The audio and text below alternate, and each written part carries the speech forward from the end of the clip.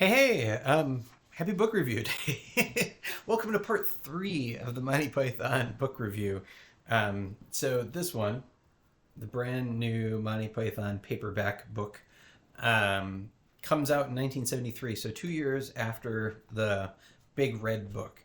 And this one is easily twice as thick. And you can tell in 2 years they've become a little more polished.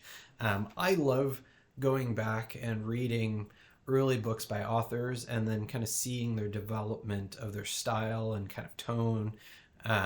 And in this case, you literally get to watch the Pythons grow up. Obviously you can watch the Flying Circus episodes and then you can watch their movies and kind of see their humor and abilities evolve. But in written form, you can kind of do a quick side-by-side comparison. And this is, despite its lack of color on the cover, is a much glossier, more polished book.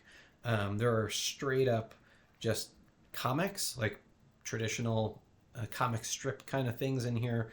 But the humor hasn't changed, right? Like you have rat recipes that walk you through how to cut and eat a rat. You have a Monty Python book of etiquette. And in this is what to do when you meet the royal family, how to identify them.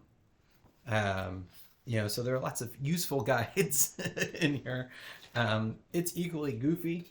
There's this, as if this book was checked out from a library. There's this, which is probably one of my favorites, which is essentially, how to safely use this book. So there's these safety instructions and it tells you that it shouldn't be removed from the book and that kind of thing. There's lots of illustrations from Terry Gilliam and you can watch his style of art evolve. Some of it is definitely that like what do I want to say, like mixed media, I guess. Others are just illustrations you can see. There's goofy things like this, like here's a puzzle that you can cut out. There's a dot to dot in the back of the book. Let me see if I can find it really quick. And I don't know if the person before me completed the dot to dot or if it was completed, because I could imagine it being funny either way. And I'm probably not going to find it. Sorry.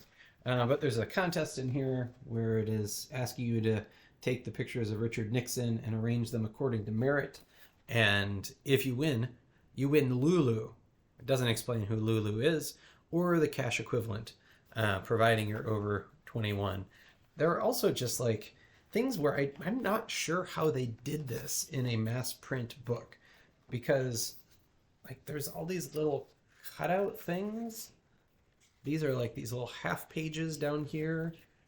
And this must have been a nightmare for the publisher to put together. Because I can't imagine an easy way to automate this, much less in 73 when it was done. Oh, here's the dot to dot. So it was either completed by somebody else. I guess I should try to erase the line and see if it erases, but there's more of the fake ads that I love in here. There's all kinds of fake praise on the back. So it does a lot of the playfulness of the other one where it is kind of making fun of that format of books.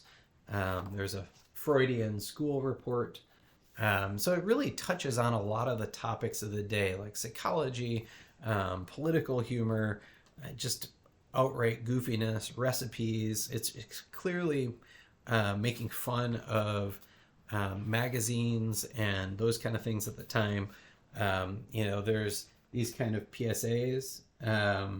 This one in this case is about masturbation, which is just kind of funny. It says some people find it difficult to talk about, others find it difficult to do. And then, it talks about now we will let you into the secrets of an age-old hobby. And so there's also kind of fake art for other magazines that never existed. And you can just see that like they clearly were having fun experimenting in all these different kind of forms. So which is my favorite thing with Monty Python is just how they they do parody, they satire things, and so seeing this in print was a lot of fun. The brand new Monty Python paperback.